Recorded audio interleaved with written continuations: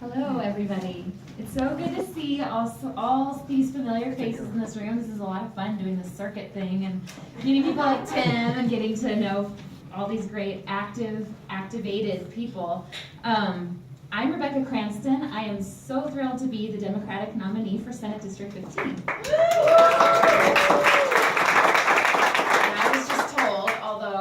That you're not supposed to start off by describing your district. I've been told that not everybody knows all the numbers to all the different Senate districts.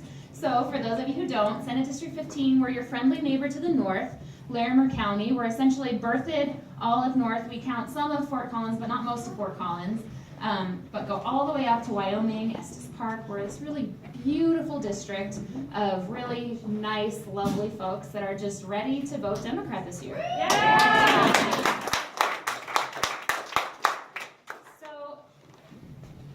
Everybody always asks a candidate, first time or not, why are you running? So my kind of surface level answer why I'm running is because I'm a bleeding heart pragmatist. I think that right now we need people who are soft-hearted and compassionate, but kind of hard-fisted and hard-headed, that can push things through that need to be put through, that have solutions that are creative and that are encompassing across different issues areas, that understand that our budgets are moral documents, and that understand that that means that the decisions that we make at the Capitol show us who we are as people. They define our identity.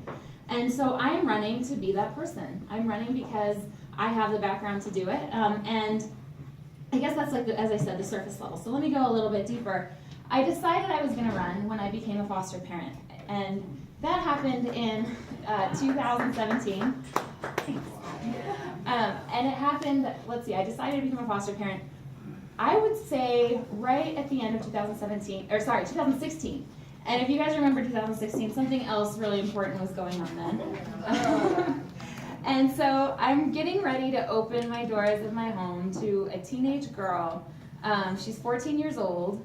And at the same time, I'm hearing, all the rhetoric, and I'm not going to, I don't want to have any interest in talking about Donald Trump. We hear enough about that every day, but all this ugly, hateful rhetoric that really, I think, showed us that we have made a lot of progress, but there was a lot of uneven progress, and there was a lot of ugliness that was still bubbling below the surface that maybe we weren't aware of.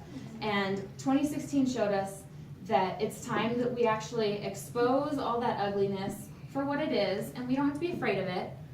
We just need to look at it and deal with it.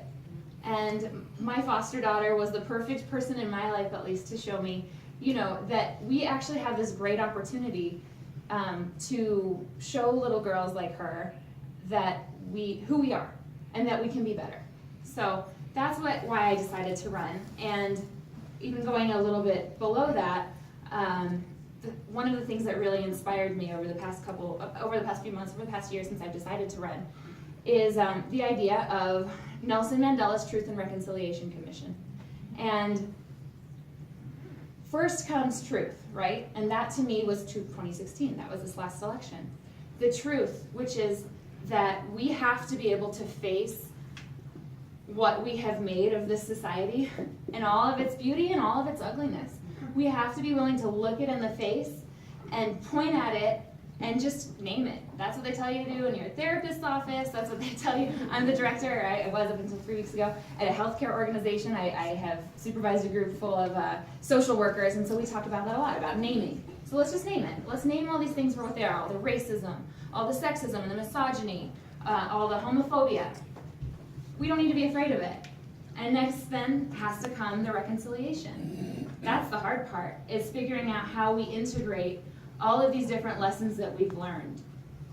So that's another reason why I'm running, and I couldn't really talk about that stuff without talking about who I am and all of that, the beauty and the ugliness of that. I'm a trafficking survivor, and so I understand trauma, and I think it's very important now more than ever that we talk about trauma, not just on the individual level, although of course we need to do that. We need to talk about mental health. We need to talk about how that plays out in our school systems, how it interacts with our legislation around guns. Of course we need to talk about all that. But we need to talk about it on a systemic level. I think we're getting there with things like restorative justice, things that actually get at the heart of the why things are the way that they are, and why our system is not set up to address them head on, and how do we fix that.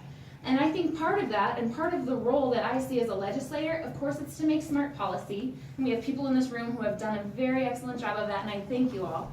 It's also about the ethical leadership, and I hesitate to use the word moral because that has some sort of connotation to it, but it really is about bringing back that integrity, and whether or not that integrity that we bring is, historically I think it's been sort of a lagging thing that comes behind policy, but we need to make our policy actually lead, and we need to show who we are by integrating both the grassroots efforts around the people that we support, the populations that we support, whether they're women or people of color or school children or people living with HIV or people in the LGBT community.